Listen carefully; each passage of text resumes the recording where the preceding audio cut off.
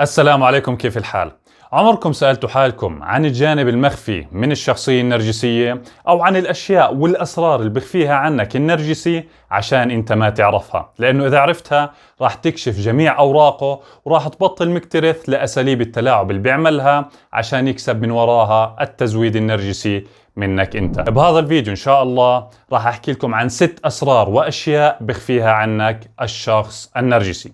معكم خليل يوسف، ادعمونا بلايك والاشتراك في القناة وخلينا نبلش. بالبداية هاي الأسرار والأشياء اللي راح أذكرها حاليا راح تفيدكم بشكل كبير على فهم طريقة تفكير الشخصية النرجسية، وبالتالي راح تعرفوا أساليب التلاعب اللي بتستخدمها معاكم هاي الشخصية وتعرفوا كيف تتصدوا ليلها. وأول سر وأول إشي بخفيه عنكم الشخص النرجسي إنه هو بشوف كل ردود أفعالكم العاطفية عبارة عن اهتمام، يعني سواء كانت ردود أفعال إيجابية أو سلبية. كيف يعني إيجابية؟ إيجابية يعني إنك أنت تعطيه اهتمام، تعطيه حب، تمدح فيه، تكبره، بحيث هون بيكسب منك التزويد النرجسي الإيجابي. أما الردود أفعال عاطفية سلبية بحيث إنه أنت مثلا تكون معصب، يعني تغضب، تسب، تشتم، أو مثلا تصير في بينكم نقاش حاد وأنت تفقد السيطرة على نفسك. بالتالي هون كسب عن طريق هذا الإشي اهتمام سلبي، وكمان أشعرته أنت بأهميته، وبالتالي كمان لبيت له رغباته. وراح أعطيكم مثال على هذا الموضوع عشان توضح الفكرة لكم بشكل أكبر. هذا المثال بيحكي إنه أنت والنرجسي في علاقة عاطفية وصار بينكم نقاش واشتد هذا النقاش بحيث صار النرجسي مثلا يتلاعب فيك بحيث إنه أنت تغلط بحقه، فأنت فعلا فقدت السيطرة على نفسك وصرت تغلط على الشخصية النرجسية. فاستغل الشخص النرجسي هذا الردود الأفعال السلبية اللي أنت عملتها بحيث صار يحكي لك شايف إنه أنت ما بتتحمل كلمة ومستنيني على نقر عشان تغلط في حقي، فبالتالي شو بصير عندك انت؟ شعور بالذنب وتأنيب الضمير، وبالتالي راح تعطيه تزويد نرجسي او ردود افعال عاطفية ايجابية بعد السلبية. يعني بعد ما غلطت عليه واشعرته انه هو شخص مهم واثر فيك بشكل سلبي، بعد تأنيب الضمير والشعور بالذنب راح تصير تعطيه ايش؟ ردود افعال ايجابية. بتصير تحكي له انا اسف، حقك علي، والله ما كان قصدي، بس انا فكرتك بتحكي هيك. وطبعا الشخص النرجسي شاطر جدا بالتلاعب وراح يخليك تندم على هذا الاشي، وراح يستغلك كمان ويستغل التزويد النرجسي الايجابي بحيث ممكن يكسب منك هدايا، يخليك تترجى ليل نهار. وطبعا عشان تتصدى لهذا السر تبع الشخصية النرجسية حاول انك تقلل الكلام معاه، بحيث انه اذا صار بينكم نقاش حاول قلل من حدة هذا النقاش ولا تأخذ الاشي اللي قاعد بحكيه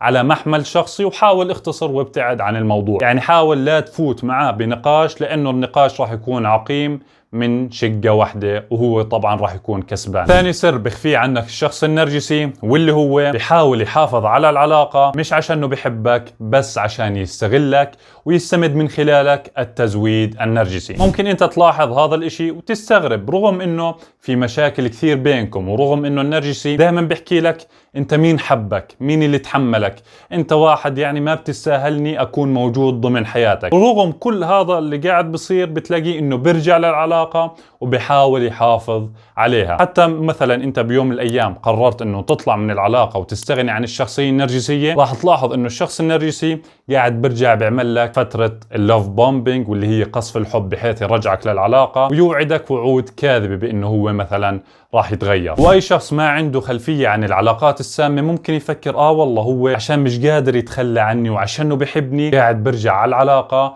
وبيحاول يحافظ عليها. حتى ممكن انت لما تروح تسأل احد الاشخاص سواء من عائلتك او اصدقائك انه طب يا اخي ليش هو قاعد بيعمل هيك، ورغم انه هو مش متحملني ومحسسني انه حدا مش كويس برجع للعلاقة. فممكن يحكي لك صديقك او صديقتك هو عشانه بحبك قاعد برجع، لكن لا والف لا، هو ما بحبك، هو بس بحب يستغلك ويستمد منك التزويد النرجسي اللي بحسسه انه هو موجود وانه هو شخص مهم. ثالث سر بخفيه عنك الشخص النرجسي انه تقريبا كل افكاره وافعاله موجهة عشان يشعر بالاهتمام من الاشخاص اللي حواليه ويشعر كمان بالتميز. ممكن انت تلاحظ الشخص النرجسي مع الناس اللي حواليه واصدقائه شخص كويس وقاعد بساعدهم وبيعمل اشياء كثير كويسة لإلهم، ممكن يعمل اشياء عمره ما عمل لك اياها، سواء انت مثلا حبيبه يعني مرتبطين مع بعض او حتى انت مثلا هو مديرك، لكن بتعامل مع الاشخاص اللي حواليكم بطريقة جيدة وبخدمهم، لكن بيعاملك باسلوب سيء جدا. من اكثر انواع النرجسيين اللي بيستخدموا هذا الاسلوب واللي هو النرجسي الخفي، بحيث ممكن يساعد يساعد شخص معين بس عشان يكسب الاهتمام منه ويحكي له شكرا يا زلمة انت ما حدا منك والله ولا واحد ساعدني. او ممكن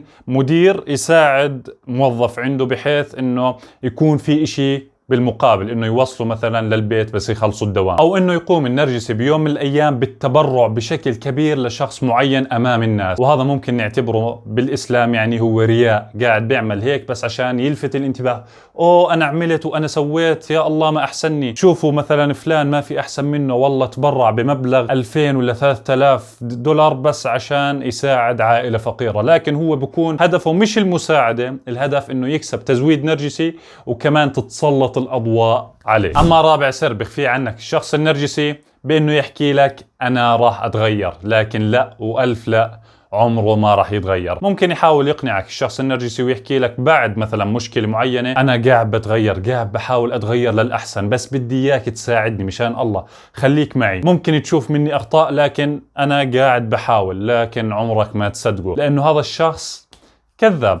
أنا بحب أحكي لك إنه الشخص النرجسي كذاب، عمره ما راح يتغير، وقد ما يقعد يحكي لك إنه قاعد بحاول وساعدني، تيجي أول مشكلة وبطلع كل حقده وكل إشي وسخ جواته عليه. وراح أعطيكم مثال على أحد الأشخاص، إنه في زوجين مثلا، الزوجة بتشكي من إنه زوجها قاعد بخونها بكثرة، وحاولت إنه تتواصل معه وتغير واعمل وسوي، لكن بيوم من الأيام هددته بإنه تتركه إذا ما تغير ووقف خيانته لإلها. فلما رجع مثلا على المنزل حكى لها أنا بدي إياك تساعديني وأنا راح أتغير، لكن المشكلة مش فيي أنا، المشكلة في البنت اللي قاعد بخونك معها، إنه هي حاولت تسحبني منك وتخرب العلاقة بينه وبينك. لكن هون أنت بتكتشف إنه قاعد بتهرب من مسؤولية الخيانة تبعته بحيث حطها على البنت الثانية اللي قاعد بخون زوجته معها. والإشي اللي بيثبت إنه هذا النرجسي ما راح يتغير إنهم صار لهم 20 سنة على نفس الموال والدوامة عايشين فيها، بحيث إنه مرة بخون ومرة برجع ومرة بحكي لها أنا راح أتغير وأنا راح أراجع طبيب نفسي، لكن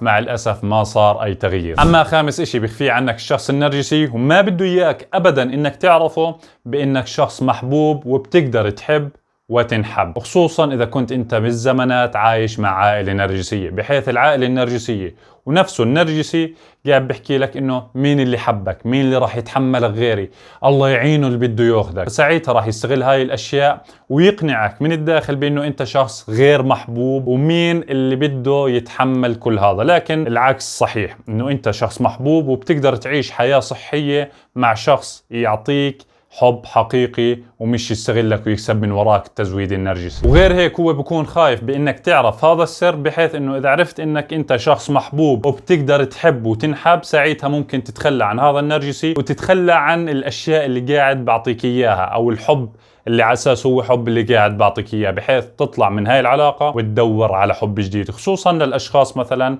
اللي صغار بالعمر وفايتين في علاقات عاطفية قبل الزواج، فبتلاقي انه النرجسي متحكم فيهم بشكل كبير، بحيث انه ما بعطيهم الفرصة بانهم يطلعوا من هاي العلاقة السامة ويدوروا على علاقة صحية بشكل أكبر. السر السادس اللي بيحاول يخفيه عنك الشخص النرجسي واللي بعتبره من أكبر أسراره، اللي هو إنه شخص كذاب. طبعا النرجسي اغلب وقته قاعد بكذب عليك. طبعا ليش هو يعتبر سر؟ لانه اذا انت اكتشفت انه الشخص النرجسي قاعد بكذب بتقريبا كل اشي قاعد بحكي لك اياه، ساعتها انت راح تفقد ثقتك فيه، واذا فقدت ثقتك فيه ممكن تتخلى عنه، ممكن كمان يبطل قادر على السيطرة عليك او استخدام اساليب التلاعب معك، فبالتالي باقرب وقت ممكن انت بتستعيد فيه قوتك فيه راح تتخلى عن هاي الشخصية النرجسية. هو بيحاول يخبي أكاذيبه عن طريق أساليب التلاعب مثل الجاس لايتنج، الصمت العقابي، إشعارك بالذنب، يعني دائما بيقلب الحق عليه. وهيك بكون حكيت لكم عن 6 أسرار وأشياء بخفيها عنكم الشخص النرجسي. طبعا كالعادة راح أحط لكم في شاشة النهاية فيديو مرتبط بعنوان هذا الفيديو اللي حكيت عنه اليوم. كنت معاكم خليل يوسف، وإن شاء الله بنشوفكم بفيديو جديد، وسلام.